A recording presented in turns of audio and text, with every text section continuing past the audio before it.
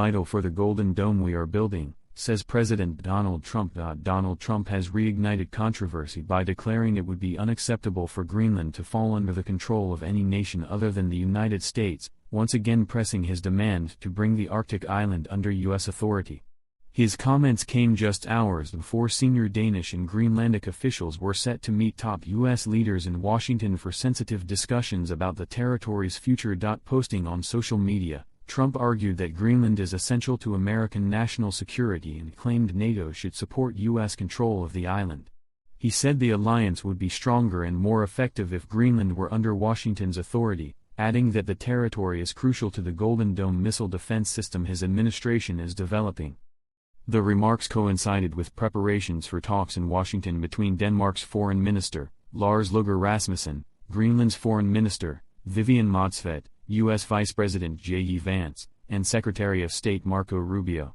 While the meeting was initially requested by Denmark and Greenland, it was later reshaped after Vance asked to join and then host the discussions. Trump first floated the idea of acquiring Greenland during his first presidency in 2019, but his language has become far more aggressive since his return to office last year.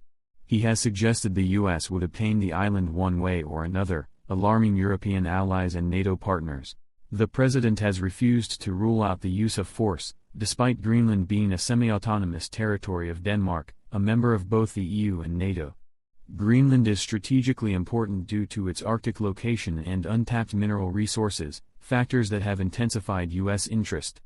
Danish and Greenlandic leaders have consistently rejected the idea of a takeover, stating that the island is not for sale and accusing Washington of exerting undue pressure on a close ally.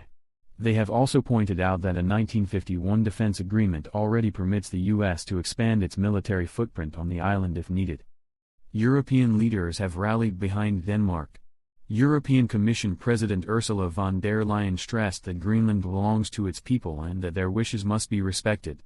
French President Emmanuel Macron warned that any challenge to the sovereignty of an EU member state would have unprecedented consequences, pledging France's full support for Denmark.